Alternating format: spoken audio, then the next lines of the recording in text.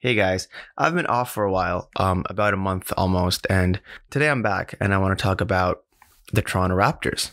Yesterday they lost in the Eastern Conference semifinals against the Boston Celtics. Now, I've been a one-team guy my entire life. I've always and only supported the Pakistan cricket team through thick and thin, through wins and losses, until last year when Kawhi came in and gave Toronto its first NBA chip. That really catapulted a culture around the city, and people who weren't fans of basketball were now suddenly fans of basketball and were rooting for the Raptors. So this entire season, I was following them every single game. If I couldn't see it live, I was watching it via YouTube. If I couldn't see on YouTube, I was definitely checking scores. I watched every single playoff game up until yesterday when they lost by 5 points in a game 7 and got eliminated. That made me think about what the science is behind losing and the philosophy of a winning team and a losing team. And then this just sort of tumbled into a research thing, and now we're here. So I thought I'd go back and really discover the history of sports. And the first findings that I found were cave paintings in France dating about 15,000 years ago. And they saw paintings of sprinters and wrestlers, and that sort of competitive spirit was really prevalent back in the day as well. Of course, in ancient Egypt and Greece, you found those Olympic type sports, the javelin throwings, long jumps, the high jumps. And modern sports as we know it is due to European colonization. When the Europeans came towards India, Africa, and that side, the eastern side of the world, they brought their sports with it and sort of imported it to the locals. And then the locals sort of took it upon themselves and really expanded the sport. That's why we have cricket, football, tennis, hockey, and that side of the world. It's all European based. And next time your team is losing, you could 100% blame the white man, because why not? But the sports that made me sad yesterday wasn't even invented until the 19th century. About 1920s was when the league really formed, and about 1960s, 70s is when it really took off. And due to sports, there were bound to be fans. Fans literally is derived from the word fanaticus in Latin, which means insane but divinely inspired.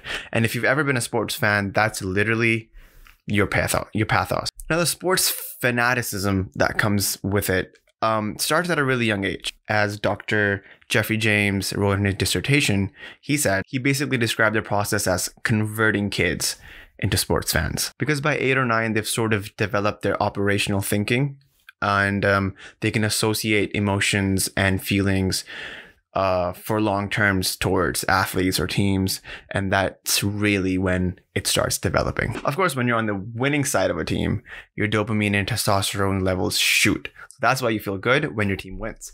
But conversely, when you're on the losing side, as I was last night, the dopamine levels and the testosterone levels shoot down by about 20%. And that's what makes you feel sad and upset. This is where it starts getting really interesting, and where my fascination between the philosophy and psychology of sports really got in. When our team wins, we didn't really do anything, and yet we bask in that glory as if we were physically present on the pitch and made it happen.